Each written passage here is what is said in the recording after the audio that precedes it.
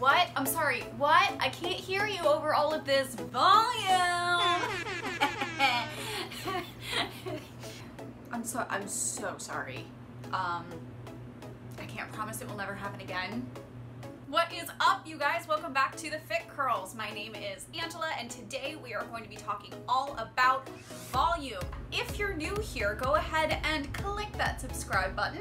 Don't forget to hit the notification bell next to it if you want to be notified every time I post a video, which is every single Friday afternoon. I'm going to be giving you my best tips and tricks for achieving maximum volume in your styling for your natural curls. So without further ado, let's do this. Real quick, I know you guys were asking for an update on my use of the Bounce Curl product, and I am very pleased to let you know that this is day 3 of the same Bounce Curl routine that I showed you guys in last week's video. So if you haven't checked that out, I'm gonna link that in the description box below for you. Now, full disclosure, I did a light refresh with a little bit of my leave-in conditioner and a tiny bit of the light cream gel from Bounce Curl. That being said though, after I just did a little spray of water, a light coating of both the leave-in and the gel just glazed and scrunched in, and then I diffused, this is what we're left with. I've basically got day 1 shine plus day 3 volume. So I am very excited to continue to use the Bounce Curl products in the future, and they definitely get a huge 2 thumbs up from me. And now for the reason you all came here in the first place, volume. First things first, when you are in the shower, avoid applying conditioner directly onto your scalp and roots. Start instead by emulsifying that product in between your hands and giving it a run from the mids and ends of your hair. Then, when you're detangling with your fingers, a wide tooth comb, or a tangle teaser brush like I use, you can work that conditioner gradually up from the ends all the way to the root if you still need moisture there. Now, the reason for that is if you apply that heavy moisture directly at the root, chances are you're going to be weighing those roots down and kind of plastering them to your scalp. Your roots are where the best volume is going to be able to start, especially if you want to avoid triangle head like all of us probably dealt with in the 90s before anybody told us what the heck to do with our hair. Sorry, I'm still traumatized by that. If you need to deep condition and you have fine or low density hair like I do, what I highly recommend is a process called dirty deep conditioning. Dirty deep conditioning is applying your hair mask to dirty hair before you shampoo. Why? Because a lot of the ingredients in deep conditioners and hair masks are heavier by design. They are meant to be intensely moisturizing, and the higher the moisture levels in your hair, the more gravity can pull down on it.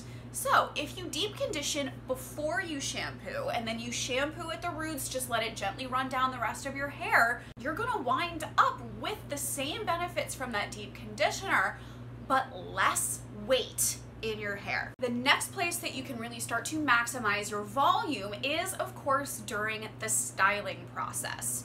If you really struggle with volume at your root, to start with a volumizing mousse or foam and apply it directly to the roots of your hair as your first styling product. The one that I will often use is Wella's EIMI Root Shoot, which is specifically designed to add volume to your roots. It is literally targeted to increase root volume.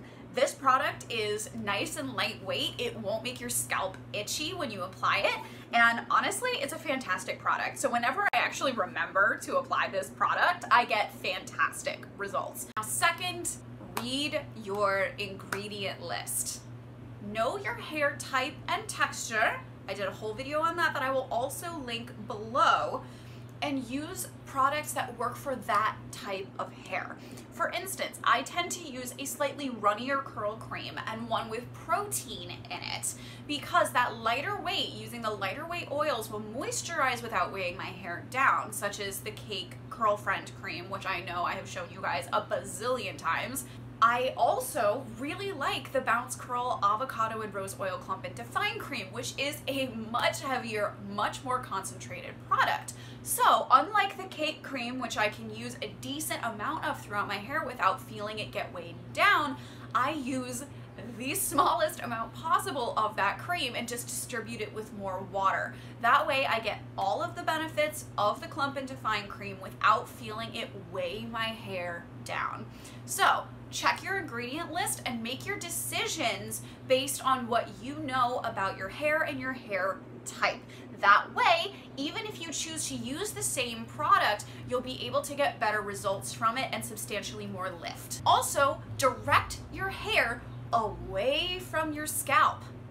You've seen me do it in all of my Denman brush styling routines. Obviously, you guys know I'm obsessed with brush styling, but even if you don't brush style, if you're raking, if you're using a praying hands technique, anything like that, direct your hair 90 degrees off of your scalp.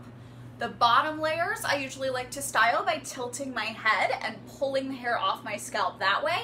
The top layers I will often style directly upward, looking a bit while I'm styling like a Who from Whoville. We want those roots to stand off the scalp rather than being laid down onto it. For further volume, especially if you have relatively fine and low density hair like me, style your hair without a part.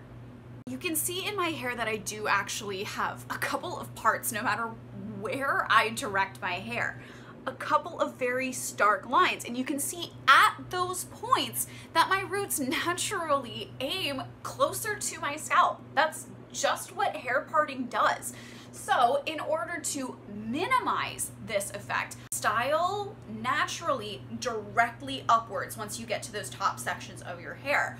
Alternatively, if you have really long hair and it's difficult for you to get your entire arm all the way up because eventually you run out of arm, take diagonal sections on either side and comb them more at a 45-degree angle forward. As far as the styling process goes, the name of the game really is just pulling the hair away from your scalp and using products that will make sure that it is fully moisturized, as defined as possible, without weighing it down.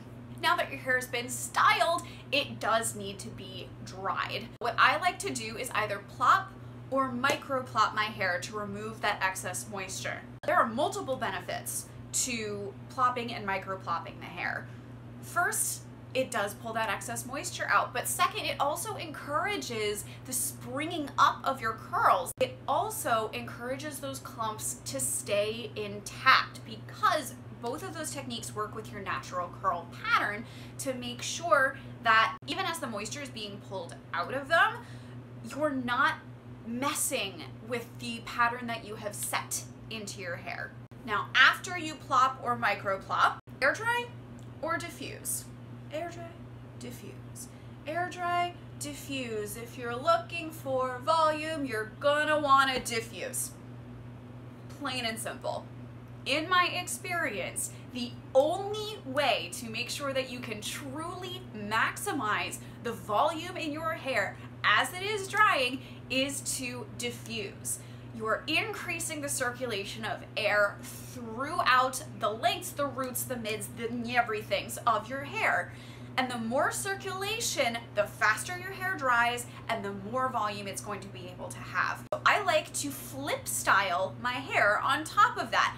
As I'm diffusing, I flip my hair over forward or side to side, and I place the diffuser first at a place where it's close to the roots and just hovering around there. The faster my roots dry and the more they dry away from the scalp, the more my hair will naturally gravitate, pardon the pun, sorry not sorry, away from your scalp. Now, if you do decide to air dry, that's totally fine. There are ways to gain volume even as you're air drying. I would suggest using much lighter weight products if you're going to be air drying your hair. Curlsmith actually just came out with a really fantastic line dedicated towards air drying, and those products are, as they say on the label, weightless. They're a really great way to maximize your volume as you're air drying. Beyond that though, I know a lot of us have a tendency when we're air drying to try and not disturb the curl pattern by just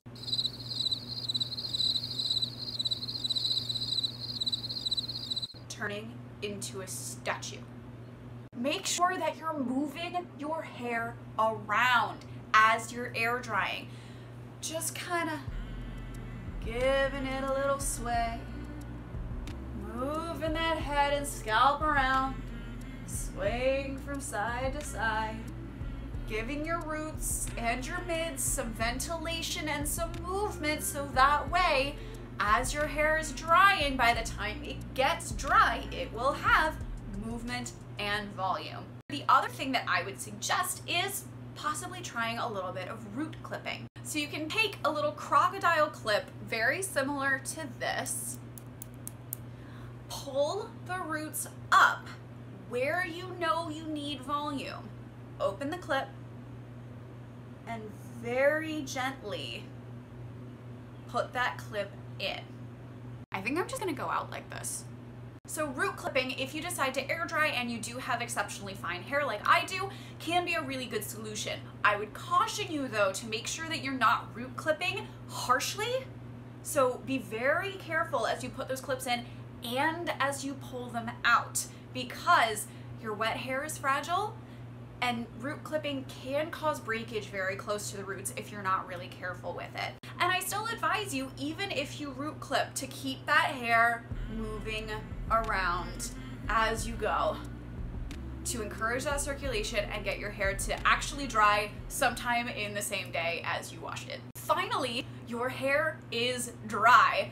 Woohoo! Ideally, you're seeing some volume already, but chances are, if you used a product that encourages hold, like a mousse or a gel, you're going to have a little bit of a crunchy cast through your hair. So you might see the roots standing away from your head, but the rest of your hair kind of looks small and crunchy. Scrunch out that cast, baby doll.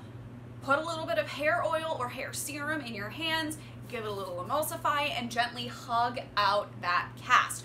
You will see that volume instantly begin to appear as your curls start to fluff up.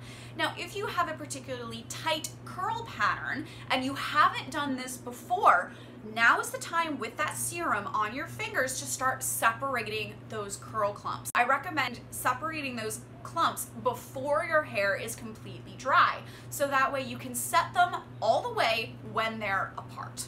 Once that crunch is scrunched out, take the remaining serum on your fingers, flip that head over, and fluff to Jesus.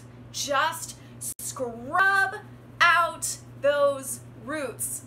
You can even use a pick coated with a little bit of that same serum to have the exact same results with maybe a little bit less frizz. Just take the pick, push it underneath the top layers of your hair, and just pick it up. Beyond that, if you want to make that volume last a little bit more, I highly recommend using something like a dry texture spray. Oribe has a truly phenomenal dry texture spray that I got through a FabFitFun box once and literally want to buy every day for the rest of my life. A volumizing dry shampoo, especially on any refresh days, is another great way of adding a little bit more volume at your root area, particularly when that sebum starts to build up on your scalp again. Use it with caution though. It can cause buildup on your scalp and hair, and it can cause a higher production of oils. So only use dry shampoo when needed and where needed. If you want to use a more wet texture spray, I recommend something that is sugar-based. Cake has one and Wella also has one. The Sugar Lift spray from Wella is something I have used before. I actually used it today. My hair got plenty of lift at the root, but it doesn't feel brittle or dry. Now, if you're still struggling with finding volume, you've done everything you can and you're just still not getting any volume at your roots, I would encourage you to take a look at the shape of your haircut. If you're seeing a lot of weight at the top and crown of your hair like I was, add some shorter layers throughout there, either with the help of a professional when all of this craziness is over, or follow a tutorial. Mains by Mel has an absolutely phenomenal tutorial, actually a couple of them, on how to cut your hair or give your hair a trim at home. So I will definitely link those videos down below. So if you're still at a loss after trying every tip and trick in the book, reshape your hair. It just might be time.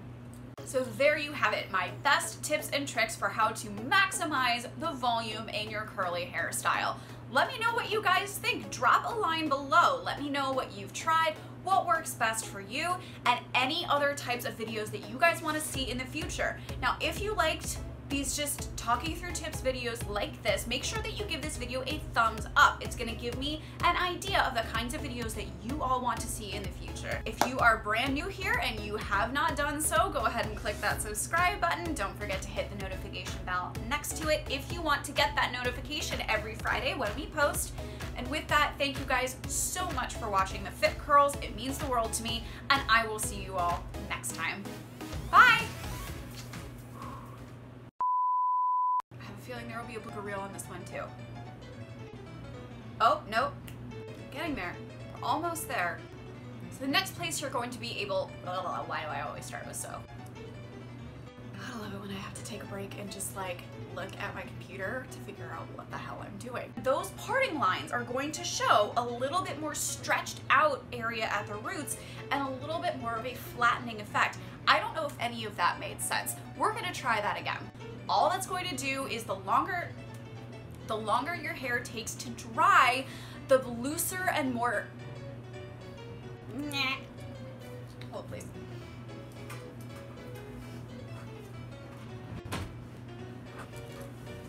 Better. I love it when the remote doesn't connect right away.